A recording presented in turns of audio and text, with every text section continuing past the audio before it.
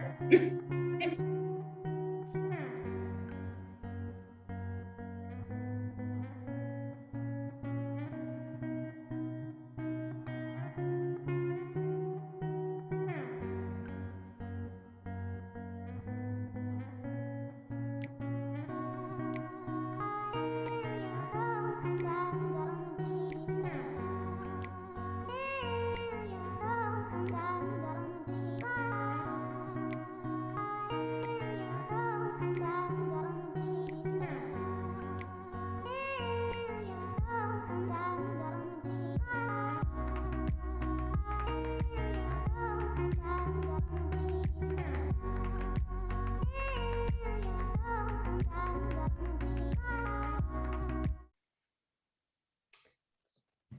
Hi, everybody.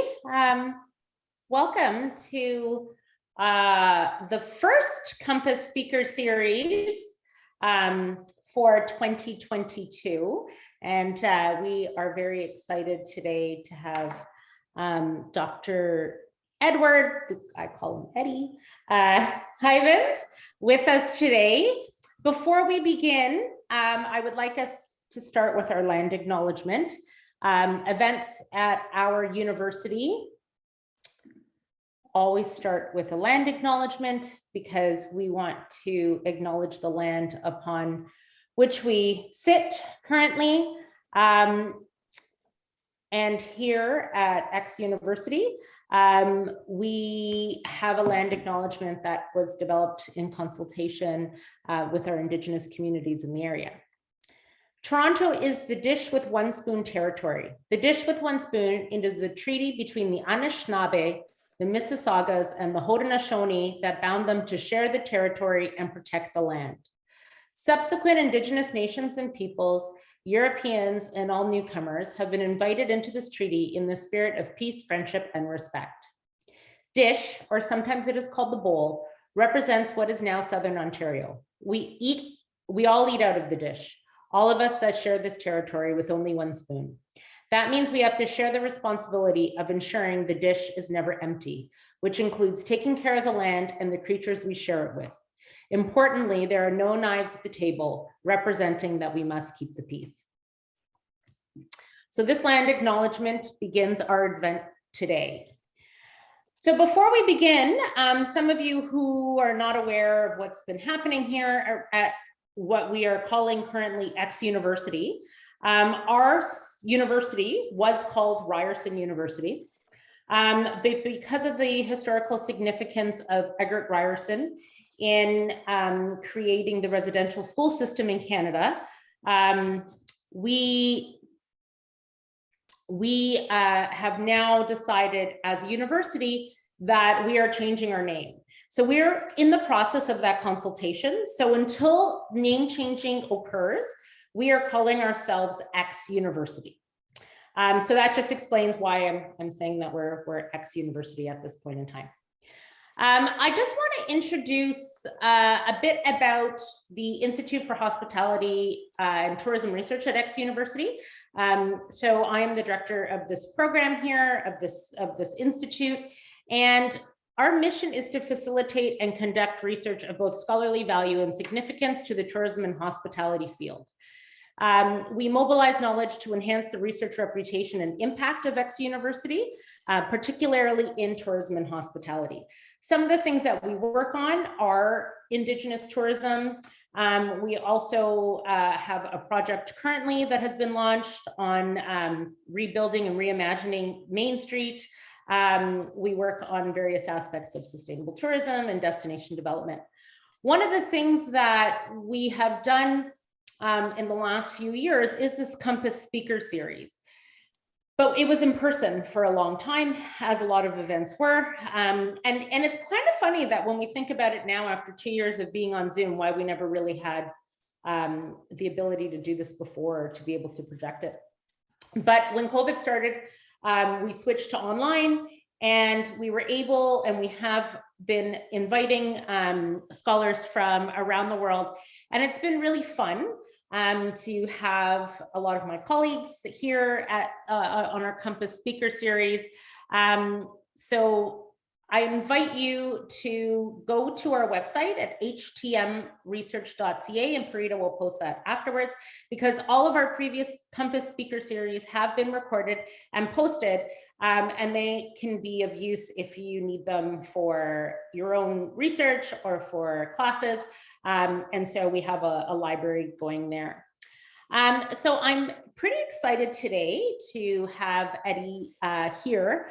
Eddie and I met in, I don't know when it was, 2017 maybe? We were in the Yukon, was it 2018? I don't know, it feels like all the Yukon. Met at the International Polar Tourism Conference in the Yukon, and we went to a very fun place called Dawson City, which was probably the most fun I've had in a very long time. And it was this really great conference, and it really opened, got me quite interested in working in the Arctic. And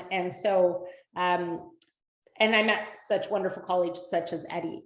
So just to tell you a bit about Edward Huijbens, he is a geographer, a scholar of tourism, a professor and a chair at, I don't want to butcher this, Eddie. How do you say your university? Wageningen University. Wageningen University, thank you. In the Cultural Geography Research Group. So Eddie finished a BSc in Geography at the University of Iceland in the spring of 2000, an MA, and later a PhD in Cultural Geography in 2005, both at Durham University in England. In 2004 to 2006, along with completing the PhD, he taught and did research at the University of Iceland, both in the Faculty of Science and the Faculty of Economics and Business Administration. From 2006 to 2015, he directed the Icelandic Tourism Research Center and developed a holistic research agenda for tourism during a period of the industry's exponential growth in Iceland. From 2015 till 2019, Edward was a professor at the School of Social Sciences and Humanities in this at the University of Akureyri, where he also served as the department head for the Faculty of Social Sciences and Law from 2017 till 2019. Beyond regular academic mentoring and course teaching, Edward has taught twice on the prestigious program Semester at Sea, run by the Institute of Shipboard Education from the US in autumn 2016 and autumn 2018. On the latter occasion, he ran Global Studies, the course all students aboard are required to attend. Edward is also the author of over 40 articles in several scholarly journals in both Icelandic and internationally, and has co-edited Technology in Society, Society and Technology, Sensible Spaces, Space, Art and the Environment, and The Illuminating Traveler. Also Tourism in the Anthropocene, and is also one of two authors for the book Icelandic Tourism. Edward's most recent book, Developing Earthly Attachment in the Anthropocene, was published in April 2021 by Routledge, which is what we're talking about today, right, Eddie? Great. Well, I always love to have geographers in, because I'm a geographer. So it's always great to have you guys on Compass, and I welcome you and look really forward to hearing what you're saying. So thank you for joining us today. Well, great. Thank you, Sonia, and good to be here. And indeed, in reference to the International Polar Tourism Research Network meeting, we're having another one in Ushuaia in Argentina in April this year. Been postponed several times, but now hopefully going through in April. So always interesting, those events, and highly recommended, just to sort of plug that out there. But I guess we should just move on to business. I have a few pages that I want to sort of roll through with you guys, and a few slides, obviously. Next 30 minutes or so, sit back, relax and enjoy. And then after that, let's enter into some dialogue. So now we'll see if technology still works for us. So I'm sharing my screen now. And here you should be seeing some slides, which I'm now going to put full screen. And if this works, then great. If not, let me know, please. Anyway, so now I would like to say it is an honor to be invited to the prestigious Compass Speaker Series at the Institute of Hospitality and Tourism Management here at X University, formerly known as, well, although of course I am in the Netherlands at home, yet another year, for obvious reasons. We make the most of it, do it online, and hopefully that means it reaches more people and more people are able to attend. Now, what I want to do today is talk about the ways in which tourism can contribute to solutions of the current climate and biodiversity crisis through destination design centered on earthly attachments and conviviality. Now, drawing on my recent book, Developing Earthly Attachments in the Anthropocene, and a forthcoming paper of mine in Current Issues on convivial aspects of urban tourism planning, with examples from Amsterdam, I will explain these two terms, earthly attachments and conviviality. And in the talk, I would like to explain them and theoretically underpin them, whilst also providing examples of the way in which destinations can be designed or take these into account from my home country of Iceland. Now, so as to the earth and the ways in which we can reanimate our attachment to it and why that is important. With my colleague Martin Gren in Kalmar, Sweden, I have thought about how the earth is responding to our ever-growing potential to transform it and the crisis state to which that seems to be bringing us. In our edited volume on the tourism and the Anthropocene, we ask, how does the earth speak back? Now, the earth obviously does not speak as such. It is not your standard subject of correspondence or any type of inquiry. In coming to terms with the earth, Martin, in his PhD some time ago, reminded us that neither the description of the social, graphine or meaning, nor the description of the physical, geomatter, can be reduced to the other.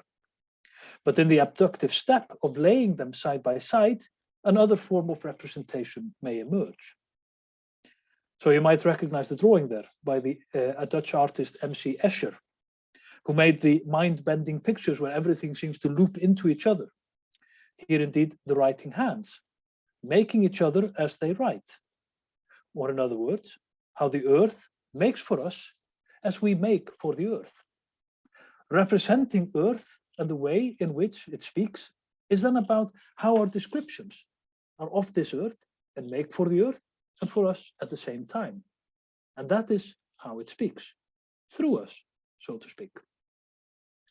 The trick is not trying to see that from somehow above or even below, but through the very practices of doing and being, thereby looking sideways at things and how everything relates to everything else.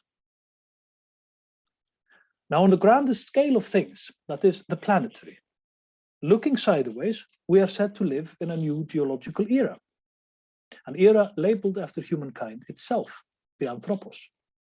We thereby have the Anthropocene, representing a move beyond the geological conditions of the so-called Holocene, characteristic of the 10 to 12,000 years since the end of the last glacial epoch. So this is a move into a novel epoch where whose signature is irreversible human impact on Earth and life processes. Now, drawing on resilience thinking and the adaptive cycle often named after Canadian ecologist Crawford Holling, Stephanie Wakefield postulates that the Holocene state of equilibrium of the Earth system, that is the last 10, 12,000 years, this one, is being decisively pushed towards a rather uncertain Anthropocene state, characterized here by a question mark. Where our Earth is heading is altogether uncertain, as we leave the stable climatic conditions of the Holocene that has fostered human civilization as we know it. Next services remain elusive, as you can see on the sign there, for our mobile Earth here depicted. The old man forging ahead, thanking heavens for the fact that the kids have gadgets that distract them and keep them occupied as he careens into the unknown.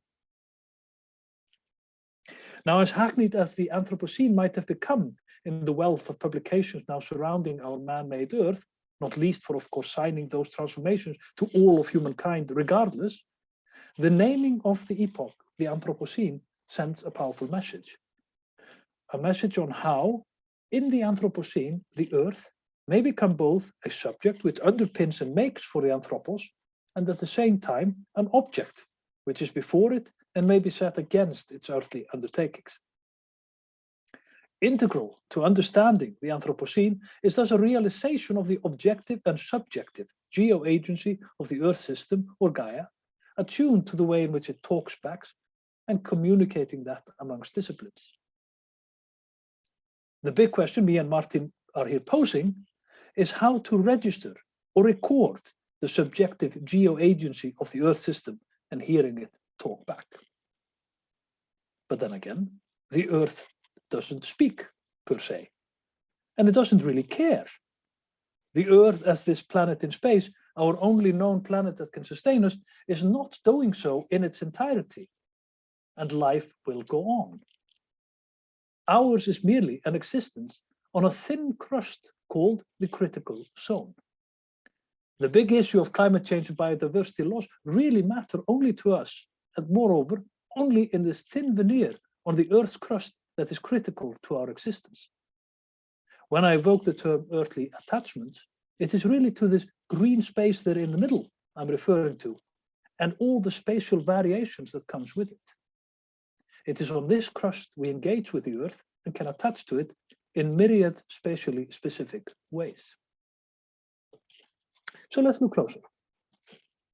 Where I come from, Iceland, the attachments may seem quite obvious in a land forged visibly by fire and ice, as the tourism slogan has it, the land of fire and ice. This picture is from near my hometown of Akureyri in the north of Iceland. But also close by there sits the Krafla geothermal power station. It was built into the flanks of an erupting volcano in the late 70s. The rationale was to help diversify the Icelandic economy away from fish towards heavy industry, aluminium smelters in particular. The 3 in operation now, aluminium smelters that is, along with a couple of other factories, in actual fact, suck up 85% of all energy generated in Iceland at current. This energy here depicted, being geothermal, is promoted with a double coating of progress, not only catapulting the Icelandic economy onto the international market of metal exchange, but doing it for the sake of the planet. Green energy for the aluminium industry. Now, indeed, in crisis, there is opportunity, as they say, and there is an imperative to go green to save the planet, spawning a global intellectual and professional technocracy that has spurred a frantic search for smart, sustainable, resilient, and/or adaptive socio-ecological management that seeks out the socio-ecological qualities of eco-development, retrofitting, inclusive governance, the making of interspecies ecotopes, geoengineering, and technologically innovative, but fundamentally market-conforming eco-design in the making of the good Anthropocene. Here the geographer Erik Swingedal is worrying that the Anthropocene might turn obscene. And indeed, uncertainty prevails. We know that many things have to change, and the hopes and ideas invested in progress, such as boundless tourism growth and easy travel anywhere, cannot persist. It is in this context, growth and progress as we know it cannot persist. It is in that context that Bruno Latour tries to call us down to earth, while observing with anguish that the universal condition today entails living in the ruins of modernization, groping for a dwelling place. Groping for dwelling amidst the ruins of our post-war aspirations and assumptions of what constitutes progress. The tattered landscapes of the Krafla volcano, whereby almost alien-looking pipes have latched onto the surface, sucking up energy from below. One does not have to be an expert of sci-fi to see the dystopian imagery here evoked. Yet at the same time, these are ruins of our making. An earth of our making for us. In concluding her book on the mushroom at the end of the world, Anna Tsing tells us, the ruin glares at us with the horror of its abandonment. It is not easy to know how to make a life, much less avert planetary destruction, but luckily there is still company, human and non-human. We can still explore the overgrown verges of our blasted landscapes, the edges of capitalist discipline, scalability, and the abandoned resource plantations. We can still catch a scent of the latent commons, an elusive autumn aroma. The latent commons, the elusive aroma that holds the future potential. Indeed, we can see the future through the ruin and images of catastrophe. And although it is not a pretty sight, it is one that needs to be reckoned with. So how can we reframe the attachments evident in Krafla? How can we catch a scent of those latent commons? What can we find at the verges in the overgrown verges of our blasted landscapes at Krafla. Those pipes of progress sucking up energy for the insatiable energy industry growth apparatus. Here, tourism plays a role. We can reconceptualize these particular and peculiar progress-laden earthly attachments that we see in the pipes as becomings of Earth and society together, which might help us probe the richly layered formations we have inherited for the overlooked, marginalized, or as yet unactualized geosocial possibilities murmuring within. The image here is from a similar facility as Krafla. This is the Svartsengi power station and its adjacent Blue Lagoon near the Keflavik International Airport in Iceland. It shows indeed how we have extended our fingers into the critical zone, probed the earth, and come up with possibilities.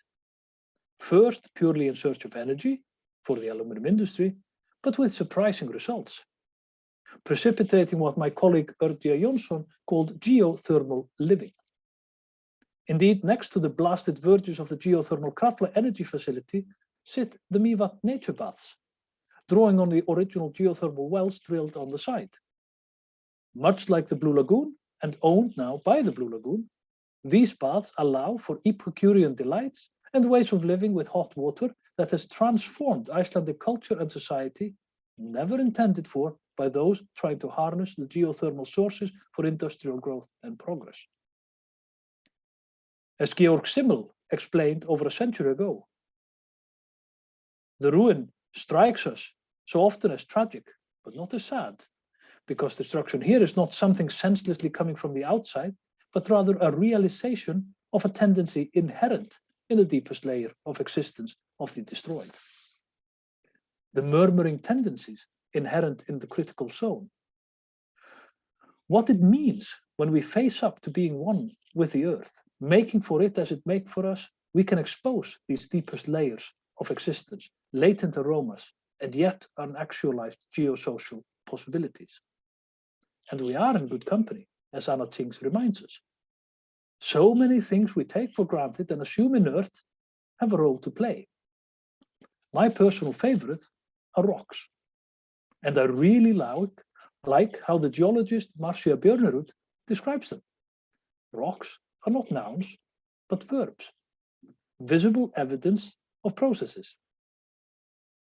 Her particular focus on deep geological time helps us appreciate just how the Earth's temporal flow come together.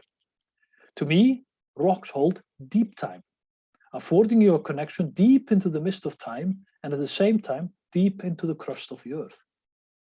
Indeed, Marcia wants us to take time into account when we think about the Earth and its systems in crisis, adopting timefulness, to appreciate how all things come to pass at their own time in their own rhythm, and indeed how thinking like a geologist can help save the world.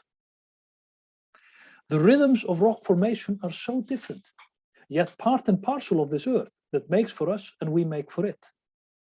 This is the way I like to think about a particular destination that has for some years now, been in development in the far northeast corner of Iceland, where coincidentally the IPTRN hosted its conference community workshop in 2016.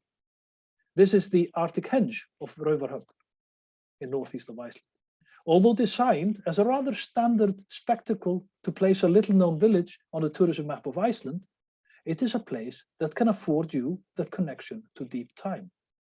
Following Hugh Raffles, the standing stone of the Arctic Henge, they invite speculation. They demand it even, but they offer few answers to the questions they pose. Only material remains, summoning archaeopoetics from archaeologists, just as it summons geopoetics from geologists and poetic poetics from poets, all gathering up the millennia to apprehend life from these and other stones. They do make for us, these stones, and we make for them. As the stone can endure, it can change, it can harm, it can heal, it can make you rich, it can make you poor, it can become an enemy, a friend, and a teacher. It can carry your memories and your dreams.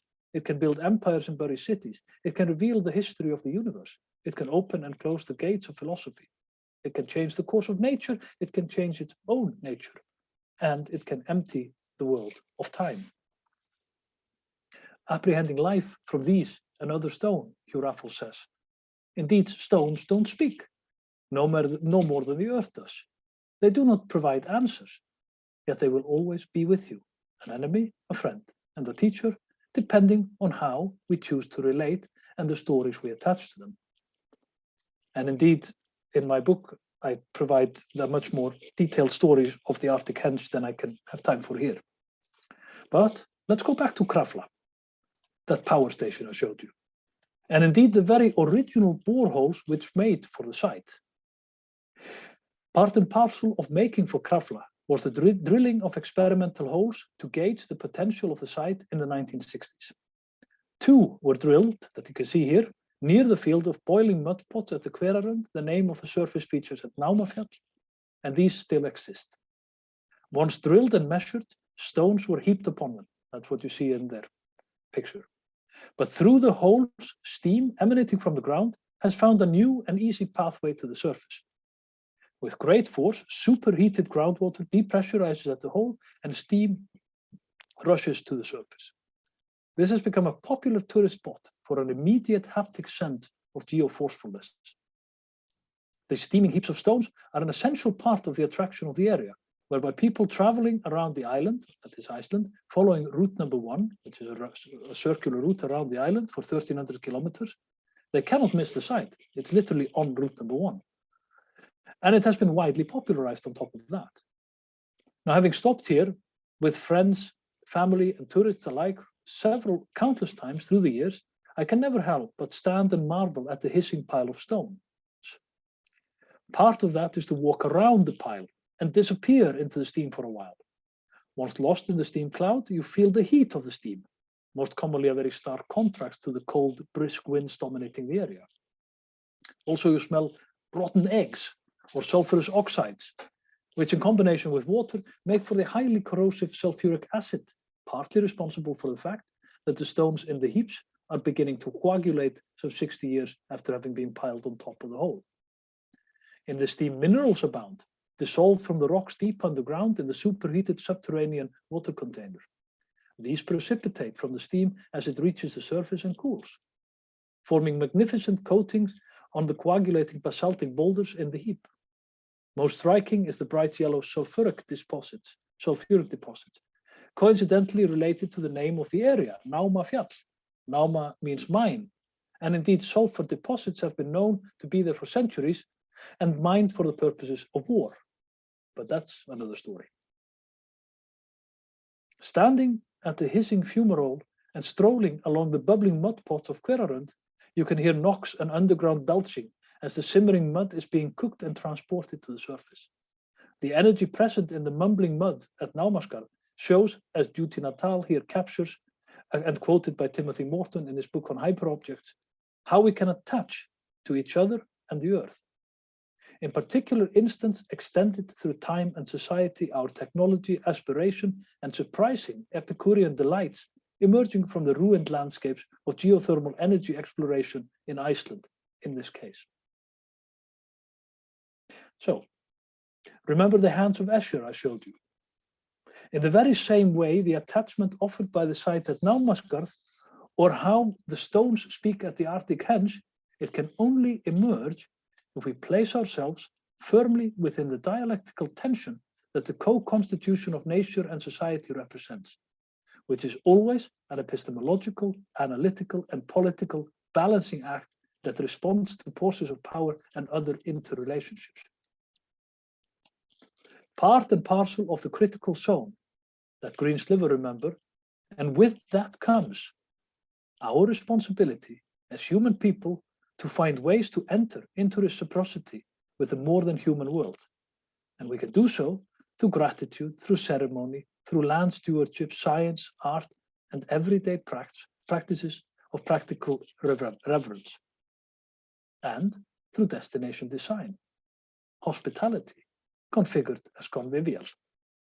How do we make for spaces that allow us to place ourselves in this co-constitutive tension Bram Buscher is talking about here, where we can enact our responsibilities that Val Kimmerer is talking about here?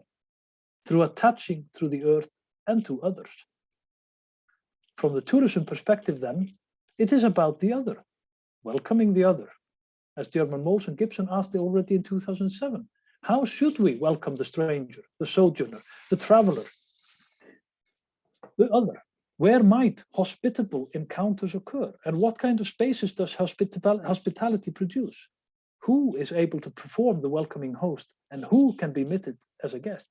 And in extending hospitality to the other, how should we define our individual, communal, or national self?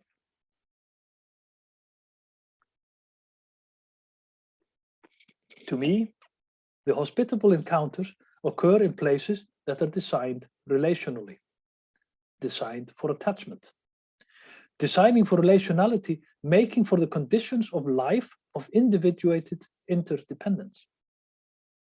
Arturo Escobar, along with Mikkel Osterweiler and Kriti Sharma, in a forthcoming book with that title, Designing Relationally, argue for this in the face of prevalent denial of relationality, which they see as responsible for the current impasse in terms of climate change, biodiversity loss, and capitalism excess, whilst creating an illusion of individual independence.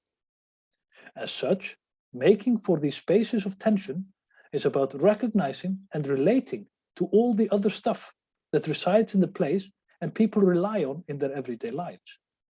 We need to rewrite the story of the tourism encounter. As David Graeber and Wengrow state, if mutual aid, social cooperation, civic activism, hospitality, or simply caring for others are the kind of things that really go to make civilization, then this true history of civilization is only starting to be written. And tourism has a place in there. Today, the seemingly stable, albeit dynamic spatial order of individualistic capitalist accumulation is running up against conditions of its own excessiveness. This manifests in tourism, wherein the encounter is becoming more and more a matter of choice as much as chance. Many long-standing norms and conventions through which intimacy and trust among strangers is negotiated are being reconfigured, well, not least in COVID times, of course. In response, the terms of tourism and hospitality can be rendered as about situations that do not lend themselves to straightforward rationalization of the exchange as aspirated, for instance, through ITC, information communication technology, like, for instance, the social media platforms that are monetizing literally everything. As a consequence, everywhere and in everything we do, with each and every moment, we can engage space in its own transformation. In this context, it is indeed our duty not to be constrained into three-dimensional space. What could happen to me there? I would lose the interiority of my heart, as the instigator of conviviality, Ivan Illich, explained in conversation with Kaylee in 1992. So the tourism experience and encounter, rendered predominantly through capital exchange, dominating tourism destination design at current, they need to be seen as the lived spaces they are, whereby the heart has a place. The challenge to be addressed is how to render tourism spaces and places then hospitable. That is, less based on an impatient mode of individualized pragmatism serving short-term growth imperatives, and more based on local, positive, spontaneous, co-creative, and emergent processes. A destination that is radically open and welcoming is one in which flow and energy is the primary motor, as opposed to representation and form. Attaching to the timefulness of rocks, attunement becomes the operational word as opposed to ownership, in recognition of the fact that we are fully sensuous mind-body organisms in a fluid and contiguous multi-dimensional time-space world. So, attunement and attachment can be realized and sensed at the margins of what currently makes up the tourist destination. In opening up the spaces on the margin, the stakes are raised for asking what else is going on, not in some protected enclave, but rather everywhere, both inside and out, as Anat Singh would have it. Or, as she succinctly puts it in concluding her work, and I quoted above, we can still explore the overgrown verges of our blasted landscapes and the edges of capitalism discipline, scalability, and the abandoned resource plantations.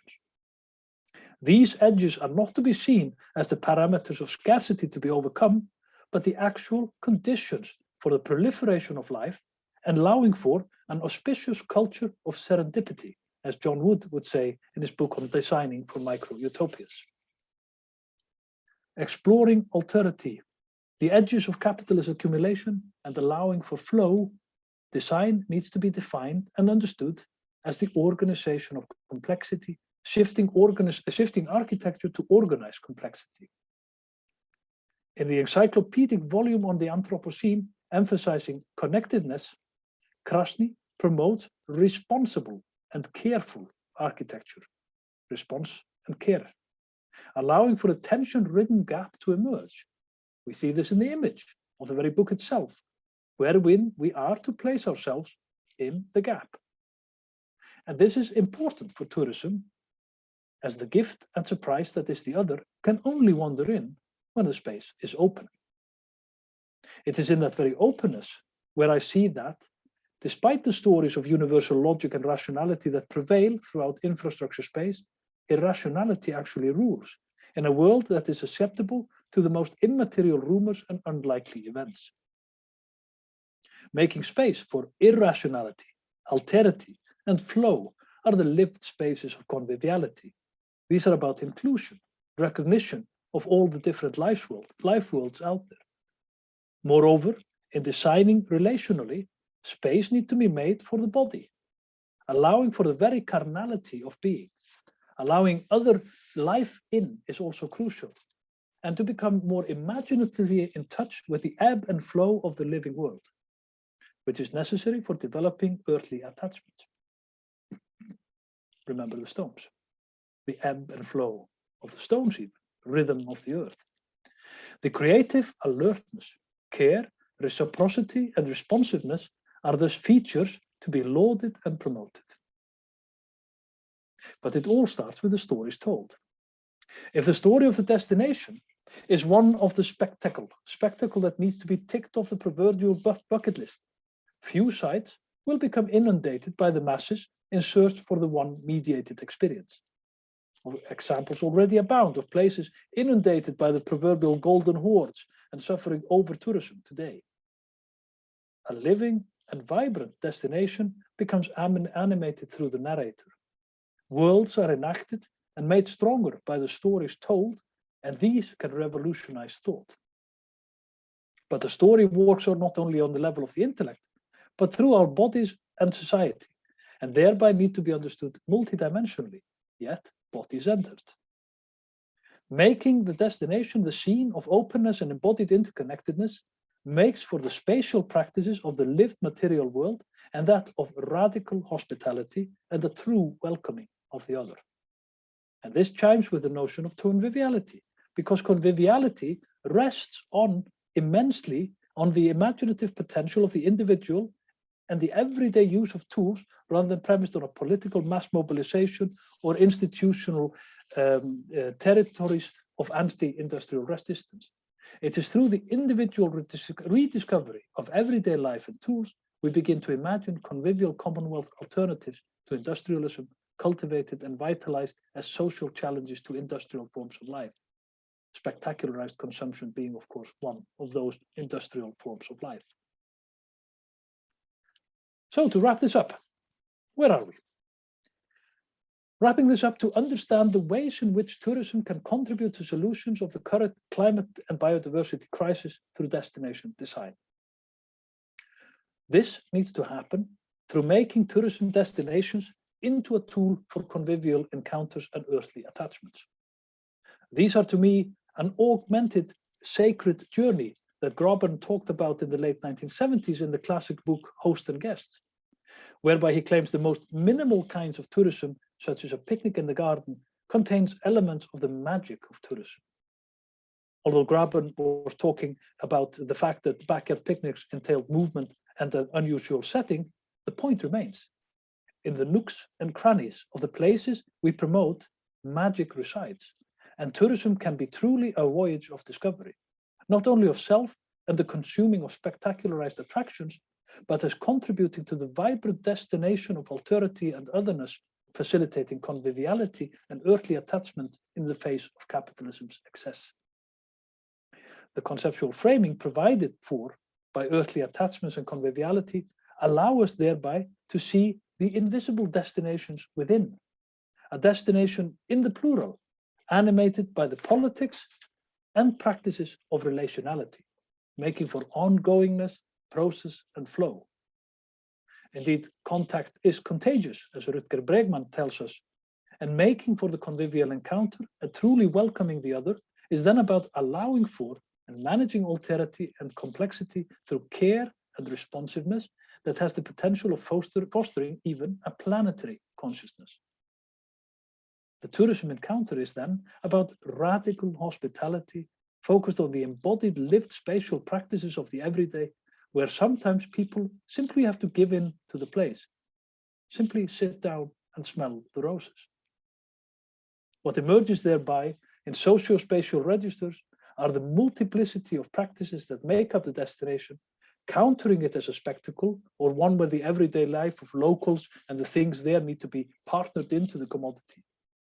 By giving in, the art of paying attention to the possible can be cultivated, precipitating an experimental form of everydayness that relies on creative energies and desires whereby people are not consuming individuals, but individuated part of places as they are made and remade every day. And that was what I wanted to say. And here are the articles and references that sustain this. And for those reading Icelandic, you can go for that last reference there. And I have a little YouTube video channel that you can see some stuff as well. But this is, and the latest paper in the current issues is forthcoming on convivial encounters in the city. So that was me. So I'll stop sharing and give you a breather. How about that? Awesome, thank you. I love that. I love what you've been talking about. And the reason why I love it is because I think it's really important, and to have this discussion with, you know, destination management and destination marketing organizations about what tourism is, and that it's not only about, you know, an attraction or something, you know, that they don't, you know, I'm going from my own experience is having these conversations. They don't like the discussion of experience. They want a thing. And so my question to you is, like, how would you explain this then in a practical sense to a destination marketing organization or management organization, or, you know, someone who's planning for this, that really likes that thing?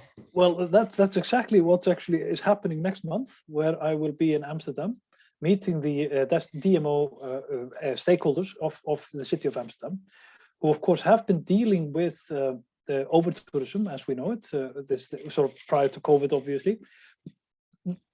19 million annual visitors, really within only the city center. It was quite intense. The exponential growth of the Schiphol airport as well, you know, which is feeding, of course, the growth in Amsterdam. All of this discussion we've entered into. Now, the Amsterdam municipality and stakeholders of DMO, they have made a policy in the 2019, whereby the idea was indeed to, well, for instance, spatially distribute the tourists, spread them out, basically making more of the city part of the attraction. And that was about getting locals involved and opening up more spaces for people to be in, etc., etc. And all of that is fine. And I read actually through that report, and I use it as the basis for my critique in the paper, which I hear sort of slightly presented. The thing is, how far does that go? And this is the debate I'll enter into with them next month. How far does this go if the ultimate bottom line is literally the ultimate bottom line? So basically, if you're getting the locals involved, it is really to involve them in the exchange and making them part of the commodity. Mm-hmm. Now, how helpful is that? How recognizing of tourism, potential of tourism is that? It's not. I mean, it's very limited. It's a very narrow vision of tourism and what it entails, or the visitor economy, if you like. We are all tourists, as the saying goes. I mean, and we all travel to places, and we become part of them in so myriad of ways. And if you try to frame all these encounters into into these boxes, you're really limiting your vision and understanding of tourism. So I've done, and especially maybe in places that are privileged in the sense of being on the tourist map, as Amsterdam is. The question is really only how we can make the most of it. Now, then I say this is the way to broaden really the perception of what tourism is and what it means and what it can create in the encounter. For other places, which then maybe are also privileged in the sense of not being on the map, like for instance the Arctic Henge in the northeast, which was trying to place itself on the map by creating a spectacular attraction.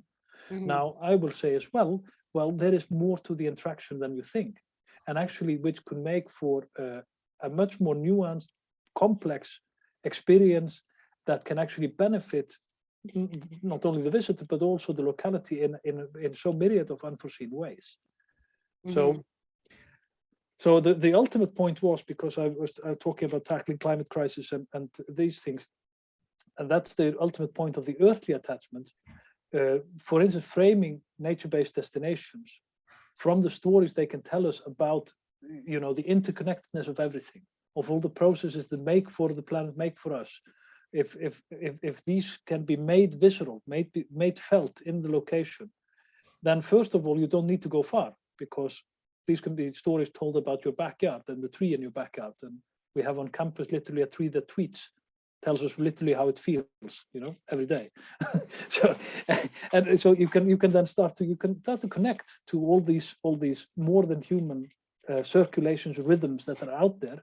And that's what I mean by the earthly attachments. And once you get that, then I'm certain you will appreciate a little more that piece of rock we are floating about in space on called planet Earth. We've lost it somewhere. We've lost it along the way. Not all of us, but sadly, the few of us that really lost it, we are basically exporting that notion to everyone else with great success, which is really terrible. But and that's something we need to also rethink, and thereby the conviviality latches a bit on.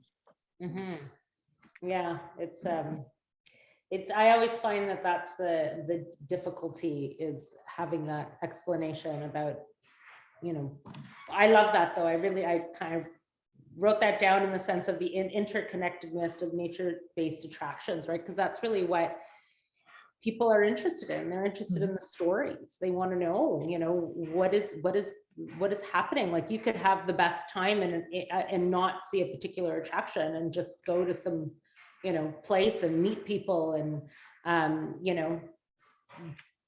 drink a sourdough in the middle of some random bar, it's such a great experience. And that was an experience, right? It could have been any bar in any place.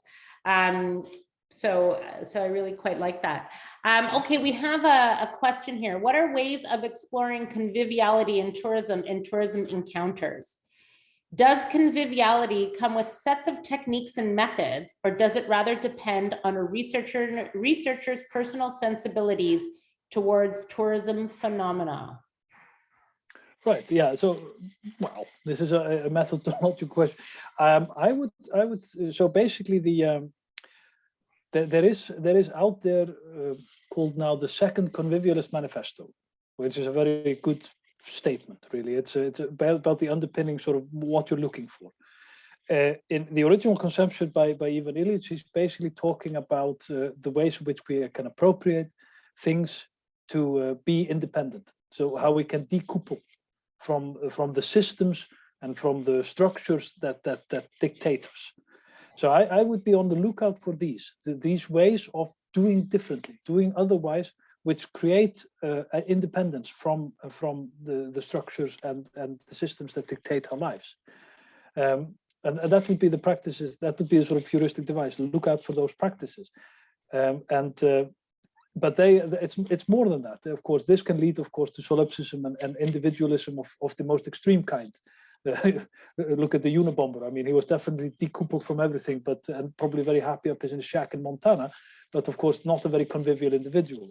So there is more that comes with it. It comes with the recognition of other people being able to do this as well, and people basically then bonding on their own terms. So it builds some tremendous respect for the peoples, for people's creativity and own ways of thinking and doing. Basically seeing people not as dupes and brainless sheep, but actually seeing people as independent actors and in control of their own lives and allowing them to do so. And then if you do that, or that is if you look for those types of practices, but that come with that respect for everyone else as well, now then you have basically the power and the glue, let's say. Set of methods, well, it's ethnography, of course. You go in with your own sensibilities, as you described, and do an ethnography, but looking out for those elements. And I would basically read, of course, what are those structures you want to decouple from? What are those systems that are turning you into mindless sheep? And for instance, there are lovely examples out there. I mean, there are movements, do-it-yourself movements out there who are basically trying to reappropriate the stuff that we buy, making us independent of having always to go back to the shop to say I need a new one. You know, say basically I'm allowed to fix it myself. You know, and I can recommend a lovely book recently written, which I sat in a webinar on. It's by Uli Mould in London. It's called The 7 Ethics Against Capitalism. There are these are ways, and there it's very easy to look for those 7 items there and check it out. And examples about. And the funny thing is, actually, it's all out there. It bubbled up in times of the financial crash in 2008. It came up in the COVID pandemic. People do look out for each other. People do care for each other. There are so many initiatives, so many things out there. If you go around the streets of Toronto, just checking out how are people actually coping, living on the edges of the capitalist discipline. I mean, we sit here in our jobs and, you know, we run after our mortgages and do all the stuff that we're supposed to do, you know, of course. There are so many people out there who are making their lives in different ways. And it gets revealed in times of crisis so often that people go like, oh, look, you can do this differently. Hey, you know, mutual aid, collective caring and all this stuff. It's all out there. Mm-hmm. We know how to do this. We're human, after all. Mm-hmm. Great. Do we have any other questions? How do you see, I am curious because you are, you know, you have been integral and have spent so much time in Iceland, but how do you see tourism now evolving in a place like Iceland where it went through that big boom cycle and they were trying to scale it back, and then COVID? You know, people always talk about Iceland as being, you know, one of the best practices when it comes to the development of a destination. In terms of numbers and economic and economics, of course, it's a success story. I mean, basically, all of a sudden, in literally a span of a few years, the economy went from being dependent on fish and aluminum to being dependent on tourism, plus fish and aluminum. So it's huge. I mean, there are a few structural factors that are at play. I mean, one is, of course, the 60 years or 6 decades worth of transport infrastructure that was developed and built that basically made it easy to get there. And that's number one. But actually only easy to get to the southwest corner. The rest of the country sort of was left to its own devices there. Then, of course, a few compounding factors that sort of made Iceland hit the international media. You know, volcanic eruption that sort of halted all air traffic. Collapse of the krona in after the financial crash, making it a cheap destination for Europeans, basically in the backyard, and also actually North Americans, East Coast at least. So there were a few sort of factors like these. So in that sense, yes, it's a success story. But of course, the success really started to hurt in certain places at certain times. So in the government and everywhere, there were huge initiatives taken to try and curb this. And sustainability indicators were put in place. And all of this was being negotiated and put in place when COVID hit. Now, COVID hit. Now the sustainability indicators are there, halfway through, they're online and everything, but nobody cares about them anymore. They're really going for, we need to get back to where we were. Which is a bit, yeah, it's a bit sad state of affairs because the whole system is premised on this exponential growth, this sort of like spiraling growth that just needs to continue really for its own sake. And yeah, it's not a healthy trajectory. It was recognized, is recognized, and where it will go into the future. Now, everything in Iceland is geared towards bringing all the tourists back. I wonder what will happen when maybe, for instance, in the near future, zero emission strategies will be, regulation will be put on, for instance, aviation. What will happen to remote destination, long-haul destinations then? How will they renegotiate their status in the whole tourist system? That's something that, well, we can speculate for a long time, but I don't see any preparations into that direction at the moment. And maybe there's no reason to, because nobody's doing anything, is there? Or what? Or maybe all of a sudden we wake up and we transform everything tomorrow. And then what? But then again, COVID was a nice dress rehearsal for that. I mean, all of a sudden tourism disappeared, and yeah, and it's having ramifications. And yeah, so what makes for success? It's a big question in that sense. I mean, yeah, exactly what makes for success. I think we have to start thinking differently about what we all consider success. Yes. But as you say, it's easy for us to say as we sit here with our, with our jobs, right? So, another question: how do human-to-human relations fit into the concept of earthly attachments? Yeah, it's a question, that sort of I was a bit jostling with in the middle of the talk in a way, on how to basically bridge, the welcoming of the other, and then basically the spatial context. So I quoted Farage on this one, saying basically the gift and surprise of the other cannot happen unless the space is open. So basically meaning that you do not have a predefined and prescribed spaces of encounters. The spatial context matters, but it matters to each and how they relate and how they attach. So the part of the story you're bringing into the encounter is the way in which you attach to the earth, let's say, and to the spatial context you're in. So that's what you bring to the encounter, in a sense, and you relate through through the earth and to the other, you could almost say. And it's pointless to think about the other as detached from the earth and yourself as detached from the earth. It's completely meaningless. What does the meeting entail? I mean, it is an embodied encounter after all, and the body is very much situated. It's very much spatial, and if you need to recognize that's part of the encounter, and it makes it the main point is if you do that, it makes the encounter so much richer. And we do it actually in the everyday. I mean, just think about the classic conversation in your garden. You meet someone. What do you start with? The weather. Yeah. Oh, shitty weather today, man. And then on it goes. Yeah. What are you evoking there?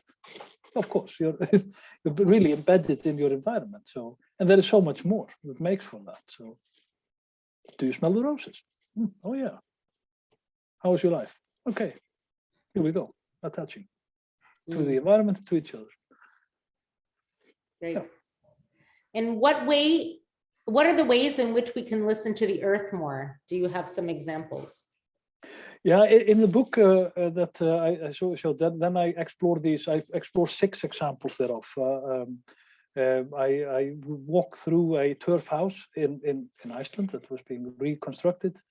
I follow the movement of sand here in the Netherlands, because Netherlands is all just sand, literally.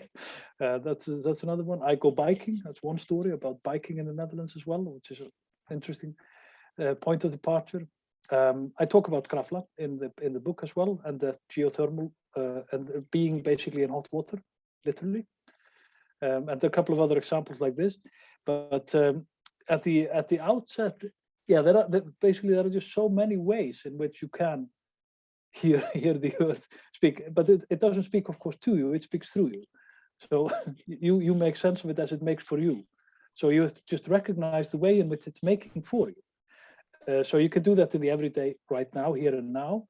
But it also has the depth of time attached to it, which is, of course, a fascinating point. And maybe 2 tiny examples I just saw. Well, one I read by Marcia Björnerud, and the other one I read by I saw in a movie. if there was a, what was the movie called? It was about some boy who was born on Mars, right? First human to be born there, and then he came back to Earth, and he had to have the reconstructive surgery completely, to actually strengthen his bones because the gravitational pull of Mars is less, so the bones were much more brittle here on Earth. So he had to be a futuristic old stuff. But anyway, it's just to demonstrate how literally our bodies, how the constitution of us is intimately tied to the environment, literally to the planet in this sense, the gravitational pull of the planet, literally making for the way in which we compose ourselves.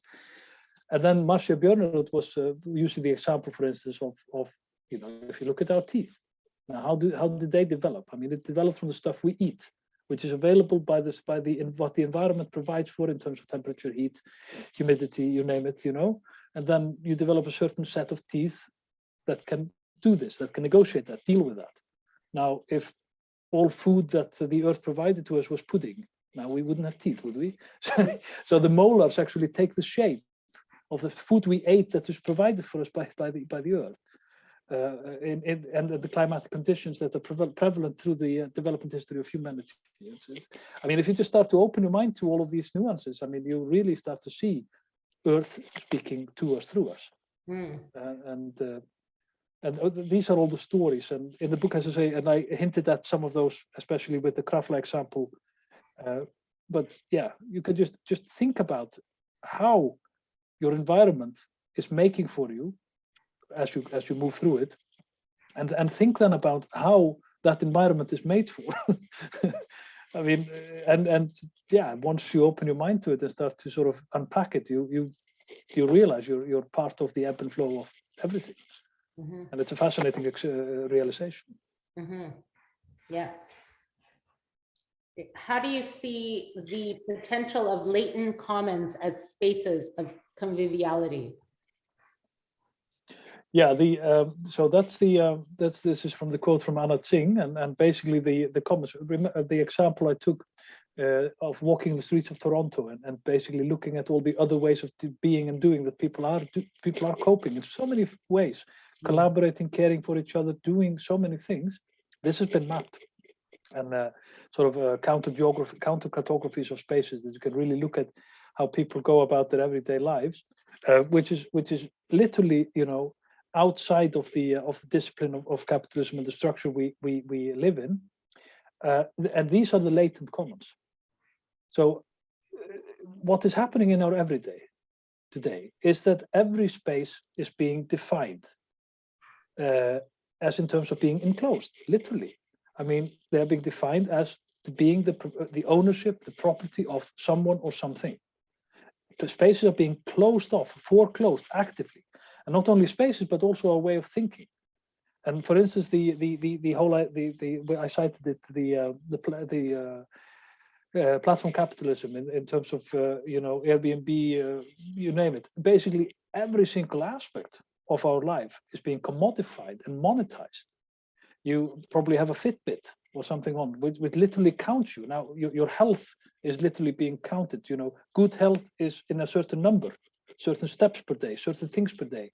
Everything is being measured, foreclosed in terms of measurements that then can be capitalized upon, that can be owned, they can be proprietary, you name it. Everything is being enclosed at the cost of what is common, the commons. So at the edges of these, there are these latent commons that Anna Tsing is evoking. And she, in her book, which is a brilliant ethnography of the west coast of the US mainly, about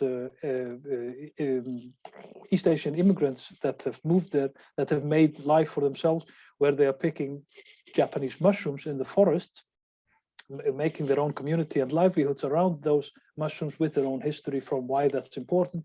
But these mushrooms are thriving in forests that are far from natural. They are basically the blasted landscapes of afforestation. No, sorry, deforestation, the deforestation, and then that makes for the conditions of these mushrooms that make for conditions of life, of convivial life.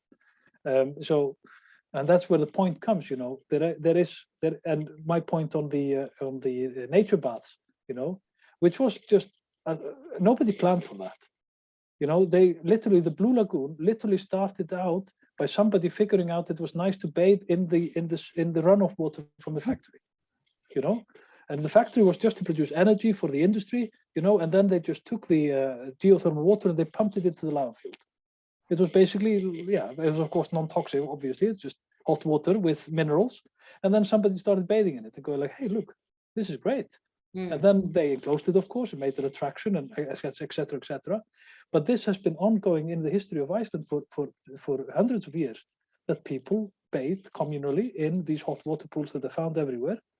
And this has been made into a community practice with the harnessing of hot water around the country, making for what my colleague Örn Jónsson calls geothermal living in Iceland, which is a very particular way of living, and never it emerged on the verges. These are the latent commons, and in the Icelandic case, those commons literally exist in the hot tubs at the public swimming pools, which are cheap and readily available for anyone.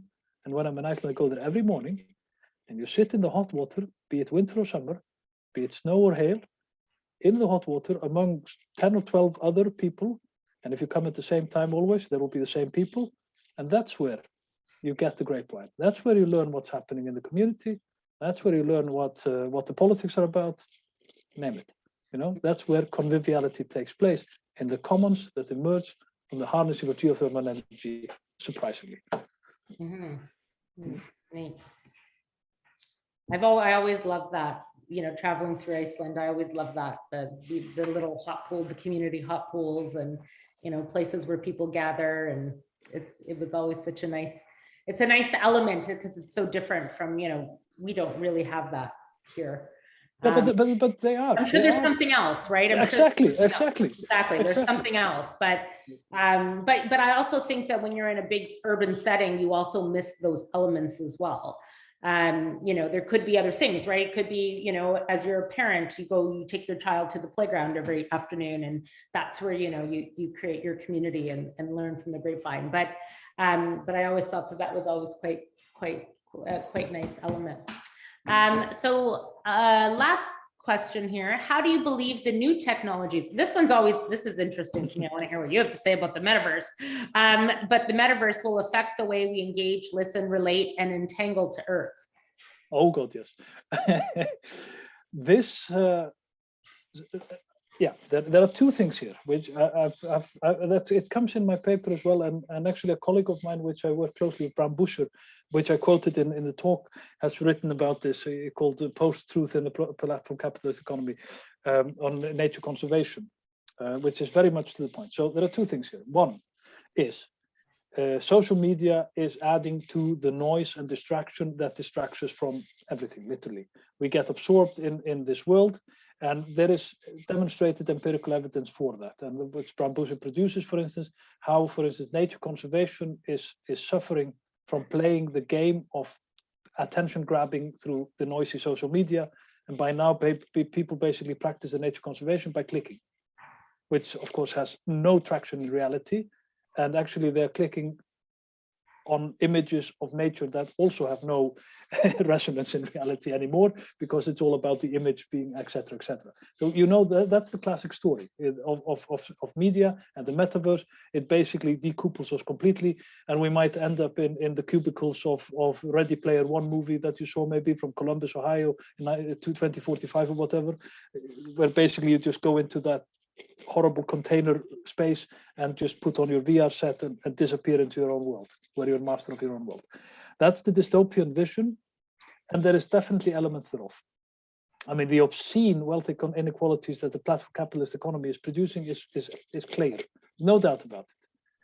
However, at the same time, these can be tools for conviviality, very much like the tools that Ivan Illich was talking about in the 70s, that need to be reappropriated and repurposed for convivial purposes. In the very same way, the tools that we have in ITC, we need to be in charge of these. We need to be the controllers of those. They can be excellent tools for conviviality because they allow us all to connect, like right now. If we do that on our terms, if these are tools appropriate for our needs as we define them in the everyday and connect through those, then they can work. And that's what my point was about contact is contagious in the end of my talk. Rutger Bregman talks about it. It's great because, and the paper I cite at the end about planetary champ de vie, which I wrote for tourist studies last year, is the point that today we have the potential of creating a planetary consciousness, a global awareness, a planetary champ de vie of those ways. You know, we can do it. We can connect everywhere at all times. The question is, for whom, how, and why? And if it's tools for empowerment, yes, they can work, but we need to take them and appropriate them as such. And then they can work. Yes. So it's two sides. Perfect. Well, thank you so much for your time. This has actually been quite fascinating for me because it has been very different from a lot of our conversations that we've been having on Compass. So it's nice to hear a very different side when we talk about tourism.